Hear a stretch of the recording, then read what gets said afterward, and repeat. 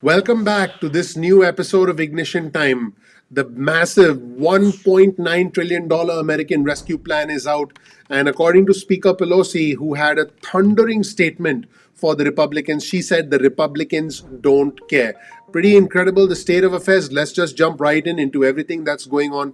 The brand new bill that's been released, a 591-page draft that is out there, and the reaction not only from Chuck Schumer, but also from House Speaker Pelosi. Here's a headline on your screen from CNN. House Democrats unveil the full $1.9 trillion COVID relief bill, and it includes a minimum wage increase, which is likely, in the words of the president, to not make it past the US Senate. So the Democrats have decided to include the $15 an hour minimum wage, knowing full well that they will not get the support of Joe Manchin, the Democrat from West Virginia. There he is. Hello, Joe.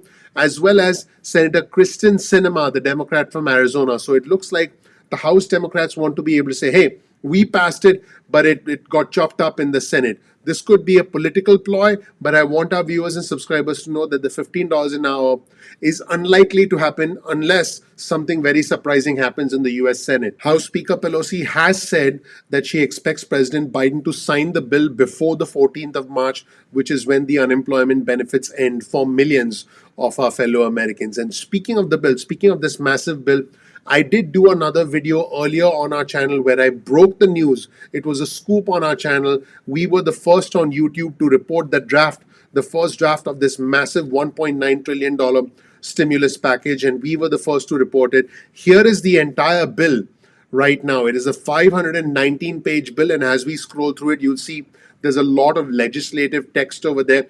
And I did break down the important pieces of that text pertaining to the stimulus check and pertaining to the unemployment benefits in another video. So definitely check out that video. But what is the most interesting aspect of this bill is the inclusion of the $15 an hour minimum wage, even though there are open questions about that in the United States Senate. Here's a headline of an article on your screen from the Washington Post. Schumer pledges final passage of the $1.9 trillion stimulus bill ahead of the March 14th unemployment insurance deadline. And the House is preparing to vote on this legislation next week. We do expect this to pass the House next week. The $15 an hour minimum wage, however, is included in there, I believe, for political reasons, but it is going to get chopped up in the United States Senate because of opposition from Manchin and Sinema. The Senate Majority Leader Chuck Schumer has been busy. He wrote this in a letter to fellow Democrats today. He said the Senate is on track to send a robust $1.9 trillion package to the president's desk before the 14th of March expiration of unemployment insurance benefits. We will meet this deadline. Now, the interesting thing about the deadline and specifically about the $15 an hour minimum wage is that President Biden has wanted the $15 an hour minimum wage, but he did say it was not likely to make its way through the Senate. At a recent town hall, a business owner asked President Biden whether the $15 an hour minimum wage would be instituted because that would cause problems for the small business. The president was very sympathetic, and he actually said that he was open to negotiations when it came to the $15 an hour minimum wage. You'll see this headline on your screen from the Washington Post where the president indicated that he was open to negotiations on $15 an hour minimum wage. And keep in mind, this is a huge part of the $1.9 trillion bill, but I do believe that, again, at this moment, it's more of a political issue than something that can realistically happen. Now, in some very interesting comments from President Biden during that town hall, I believe the president tried to have it both ways. He did support the $15 an hour minimum wage, but he did say that, yes, I understand this is going to pose problems for small businesses. The truth is, if a small business pays $15 an hour, they may have to cut back expenses elsewhere if the business cannot afford to pay the $15 an hour. They may have to let some people go. Here are quotes from President Biden during this town hall. Let's say you're going to increase the minimum wage from $7.25 an hour between now and the year 2025 to $12 an hour to $13 an hour. You double someone's pay, and the impact on business would be absolutely minimal. And it would grow the GDP, the gross domestic product. In other words, more people would be able to spend more money and the economy would grow. But the president also said this. He said, I do support a $15 minimum wage. And he said that evidence shows that a $15 an hour minimum wage would help workers without much adverse effect on businesses. But then the president said this. He said, but that's a debatable issue. So this means that the president is leaving the door open to essentially walking away from this while minimizing the political fallout, while minimizing the inevitable fallout from progressives like Congresswoman Alexandria Ocasio-Cortez, from progressives like the independent Bernie Sanders from Vermont. We'll have to wait and see what happens in the next 8 to 10 days. I do believe that the $15 an hour minimum wage is unlikely to happen. In the meantime, we have a powerful new statement from House Speaker Pelosi. Here's a tweet from Speaker Pelosi: with millions of Americans unemployed and demanding relief to reopen schools and get people back to work, House Republican leadership is demanding its members vote against a bipartisan plan to help struggling Americans. This is true because I did report this earlier today. The Republicans are planning to oppose this $1.9 trillion stimulus plan in the House and in the Senate. I did report earlier today that Steve Scalise, the Republican congressman from Louisiana,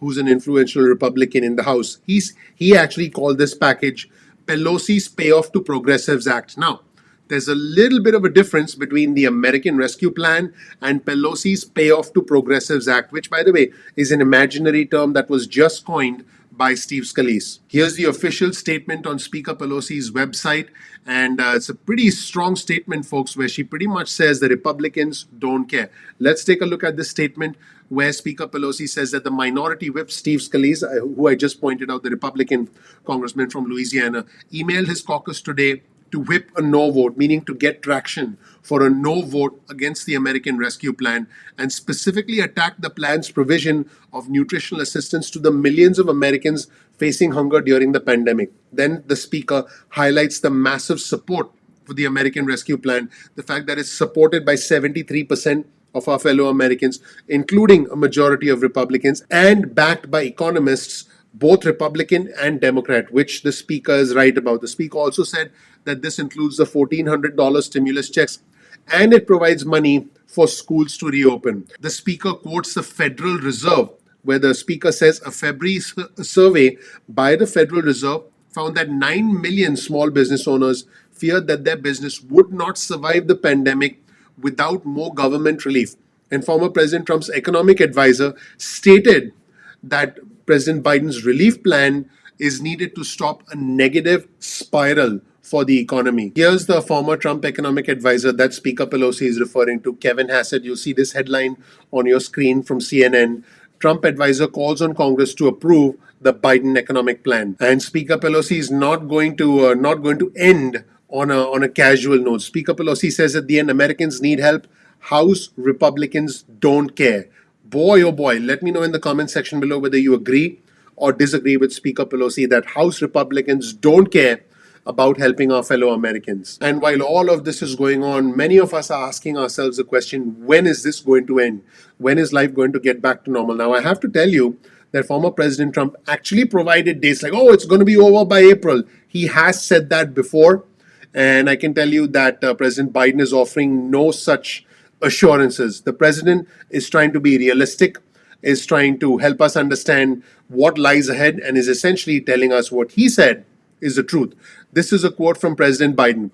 I can't give you a date when this crisis will end, but I can tell you we're doing everything possible to have that day come sooner rather than later. So that was the comment from President Biden. In fact, let's roll the tape and hear what President Biden had to say today about when this will end. Just over 4 weeks ago, America had no real plan to vaccinate most of the country.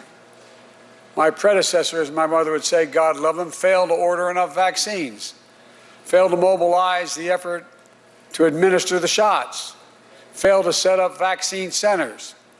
That changed the moment we took office. So that was it, everybody. Thank you so much for watching. The thundering response from Speaker Pelosi saying the Republicans don't care, the Democrats forging ahead, pushing ahead, going full force to get this done for the American people, and at the same time, President Biden trying to provide realistic expectations and not provide a timeline in case the trajectory of the pandemic changes. A lot has to do with the distribution of the vaccine, a lot has to do with how many of us take it, and so there are some variables involved. Let me know what you think in the comment section below. Thank you so much for watching. Please click the like button, please subscribe, please enable notifications. That would mean a lot to me personally.